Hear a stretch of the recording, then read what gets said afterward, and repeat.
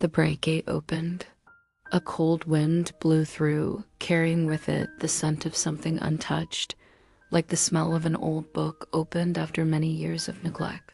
She walked over. The room on the other side was empty. There was no shimmering sky like before, no wandering memories, no assistant cat.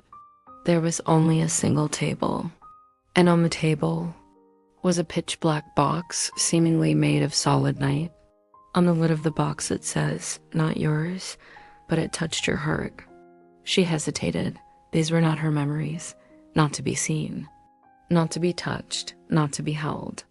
But something deep inside her knew. There was something waiting to be seen through her. She opened the lid.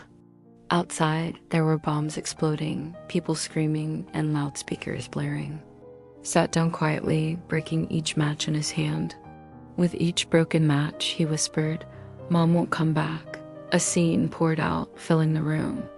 A boy stood in the middle of a ruined house, his eyes empty. He didn't cry. Her heart clenched.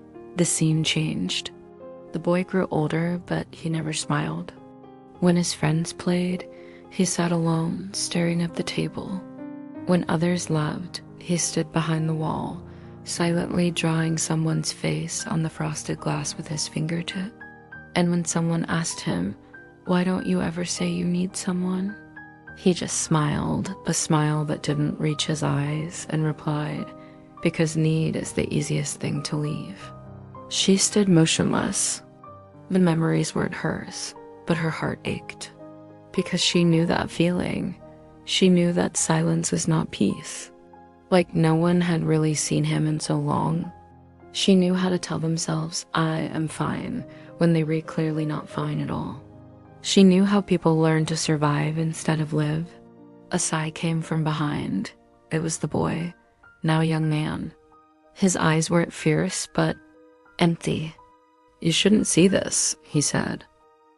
"I don't want anyone's pity. Not to keep them, but to heal them." She shook her head, taking a step closer. "From now on, you can hear the call of the lost memories, the memories that no one will accept. I don't pity you. I recognize you because I used to be like that. Don't need anyone. Don't dare need anyone. Because I was once left behind, met the light. But I can keep a part of that memory within me as a reminder no one deserves to live so quietly." He was silent. Then, very slightly, he nodded. No mountains, no trees. Its face was serious, no longer playful like usual. And at that moment, something strange happened, and then half erased. The memories around him began to dissolve like mist, not disappear, but melt into her. You have empathized so deeply that you have taken other people's memories into your heart. Assistant's voice rang out. It had returned. She turned to him. "I can't change the past for you." He looked at her, and for the first time, his eyes, they just stood there, like shadows struggling with their own emptiness. She landed on a gray blur, as if the world had been drawn with pencil. Now see, only fragments of torn memories floating in the air, shapeless, like paper falling in the wind. No one bothered to pick it up. When enough fragments are in place, they will remember who they are. And this planet, she didn't send it. She just stood there and cried, "We'll have a name." The assistant cat walked silently beside her. "Welcome to the nameless planet." Why nameless? Because no one here remembers who they are. She saw them faceless people, no hair, no eyes, no voices. Each person wore a piece of paper on their chest, with the only thing they could remember written on it, "Once knew love." I like the smell of burning grass. I think I had a younger brother. I have waited for someone for a long time.